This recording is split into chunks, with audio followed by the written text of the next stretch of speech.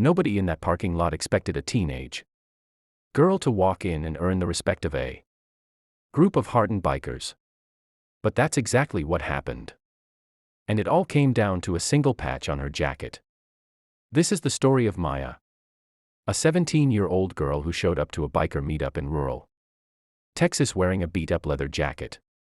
The bikers laughed. They whispered. Some even pointed. But the moment one of them got close enough to read the patch on her sleeve, the entire mood changed. And by the end of the night, some of those same men were in tears. Let's get into it. Maya grew up in a small town outside of San Antonio. She wasn't your typical teenager. While most kids her age were glued to their phones or hanging out at the mall, Maya spent her weekends in the garage with her dad, working on motorcycles.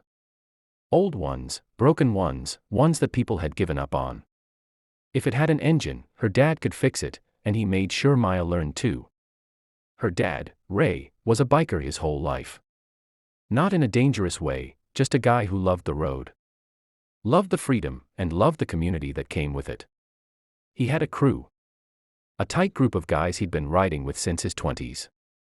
Every year, they'd meet up at this parking lot outside a diner in Kerrville, Texas.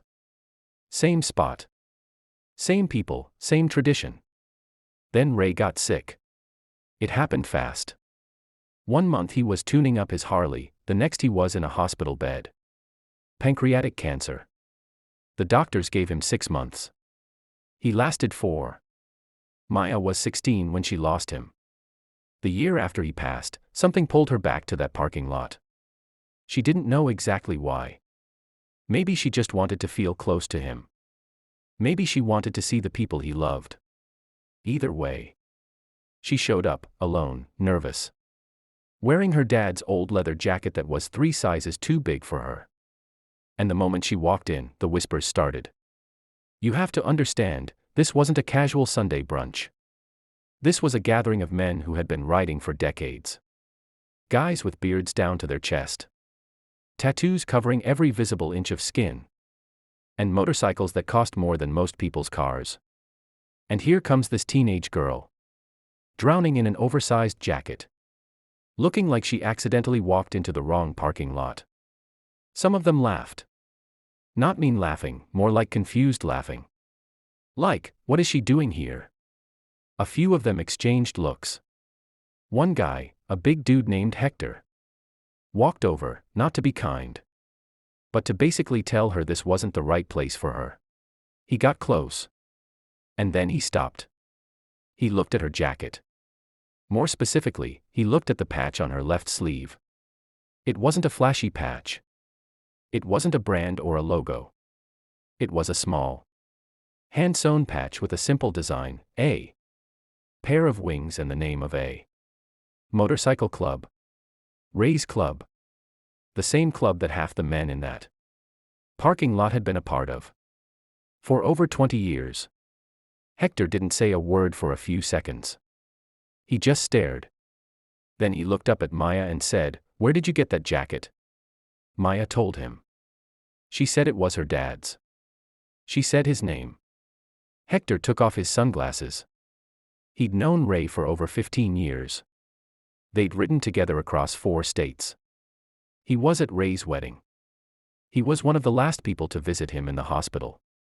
And he had no idea Ray had a daughter. Within minutes, word spread across the entire parking lot. People were coming over, one by one, looking at the patch, asking her questions. Who are you? How is Ray? And then the heartbreaking moment, she had to tell them he was gone. One by one, these big, tough, leather-wearing bikers heard the news. And one by one, their faces fell. What happened next is the part that gets people.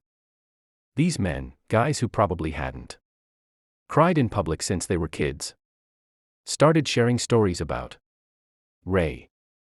Story after story. The time he stopped on the side of the highway at 2 a.m. to help a stranger fix a flat tire. The time he rode 300 miles just to show up to a friend's birthday.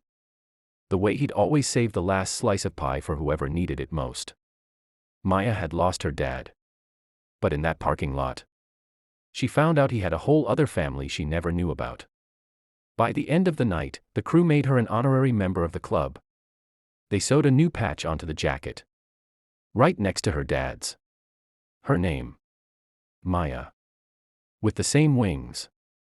And Hector, the same guy who had walked over to basically send her away, sat next to her for 3 hours and told her everything he remembered about her dad. Things she'd never heard before. Things that made her laugh and cry at the same time. She drove home that night with a jacket full of patches. And a heart full of something she hadn't felt since her dad passed: belonging. Here's the thing about this story that stays with me. We judge people constantly. In the first 3 seconds of seeing someone, our brain has already made a decision about them. Too young, too small, doesn't belong here. We do it without even realizing it. And most of the time, we're completely wrong. Maya didn't walk into that parking lot with any plan. She wasn't trying to prove anything. She just wanted to feel close to her dad.